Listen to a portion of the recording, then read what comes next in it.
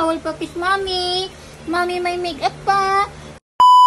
Hi guys! Good morning! For today's vlog, samahan niyo akong bumiyahe papunta ng Maynila. So, eto na nga guys, papunta na ako sa aking trabaho at maganda nga ang biyahe ngayon. Medyo smooth, wala masyadong traffic. At dito nga guys, binabagtas ko ang Kalayaan Avenue. Eto ay palabas siya ng PITX which is papunta na ng Parañaque. So, as you can see guys, tignan nyo ang mommy rin nyo. Talagang for the haggard ngayon ang person. At kung makikita nyo nga guys, na umaalis ako sa bahay na wala pa akong makeup. Kasi wala naman talaga ako magagawa, for the late na ako pag nag-makeup pa ako. Kaya ayan, sinatsaga ako talagang ganyan yung itsura kung sumasakay ako ng bus. Kasi nga, nakikipag-agawan pa naman ako bago ako makasakay ng bus. Dahil pag mga ganitong oras guys, rush hour siya. So marami talagang pupunta ng Maynila for the office ang mga person. Kaya ayan, marami kang kasabay. At pagdating dito guys, papunta ng Bacoor ay talaga nagiging traffic na. Kaya kailangan talaga hindi ka muna magbe-makeup kasi pag nag-makeup ka ay talagang for the haggard ka na nga guys, 'di ba? So bago ka makarating sa iyong trabaho, talagang ang dumi-dumi mo na, hindi naman sa totaling madumi guys, medyo lagkitan ka na pala, yung pala yung tamang term dyan guys. So ayan nga guys, habang nasa biyahe ako, inaayos ko yung mga gamit ko para naman talaga pagdating ko sa trabaho medyo presentable naman ang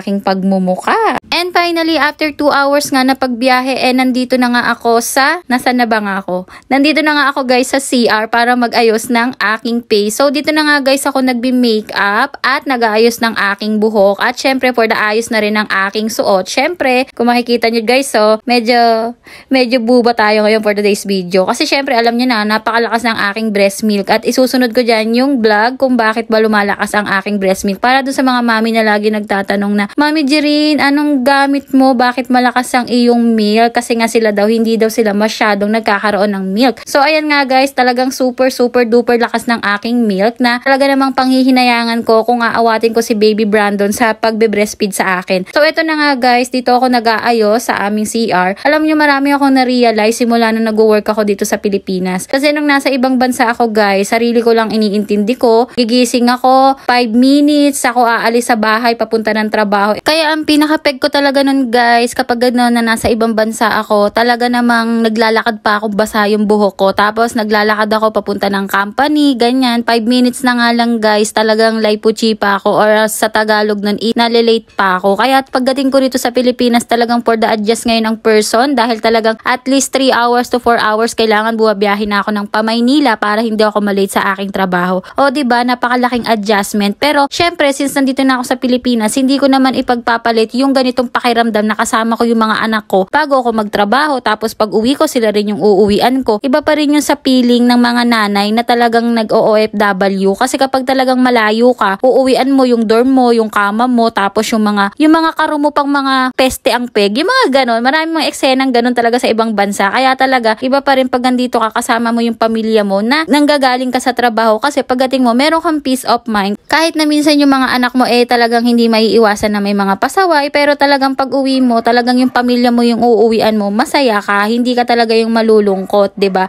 Mas maganda pa rin kasi na meron ka talagang peace of mind sa sarili mo, tapos yung pamilya mo kasama mo, especially sa mga anak mo. Although mahirap, malaking adjustment sa akin, pero carry lang ang peg. Ito ang pinipili ko dahil mas gusto kong mag-stay sa Pilipinas for the sake na makasama ko yung mga anak ko. Pero alam niyo na yun, dahil nga talaga sa mga pumalpak na mga negosyo, dahil sa mga walang kwentang tao, dahil sa mga taong mga manloloko na pinagkatiwalaan namin. So ayan nga, kailangan ko na mag-work dahil syempre, alam niyo na, hindi naman tayo aasa lang sa ibang tao para mabuhay. So kailangan talaga natin mag-provide para sa ating mga anak. So ayan ang gagawin ko guys, kahit hindi ako sanay sa ganitong life na talagang bumabiyahe ng pagkalayo-layo, kailangan kong tiisin for the sake na mai-provide ko yung pangangailangan ng aking mga anak, 'di ba? So ganun lang naman talaga ang buhay. Pagdating naman ng panahon, lahat ng nawala sa amin babalik dahil talaga kami namang mag-asawa masipag at hindi naman kami nag-aagrabyado ng ibang tao. Unlike sa iba dyan ha, ewan ko lang. So bato-bato sa langit ang tamaan, wag magagalit, bahala kayong mga makakapalang mukha. O ayan na nga guys, 'di ba? Umi-eksena na naman ako at talaga may pinagdadaanan na naman ako sa mga trust issues ng mga taong mga wala kakwenta-kwenta kausap. So andito na nga ako guys, natapos na nga ang aking pag-aayos at ayan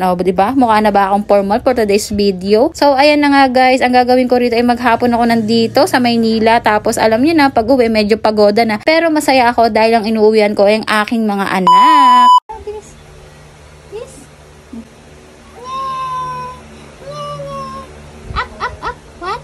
Up. What? No.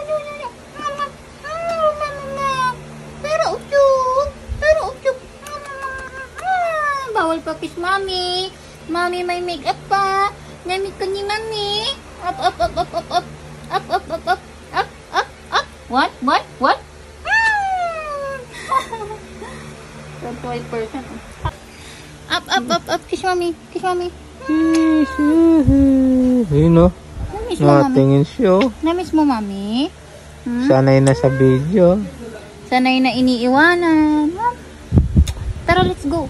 We have an ice cream. Ice cream. May ice cream sa baba ang person. Kain na tayo. May ice cream sa baba ang person.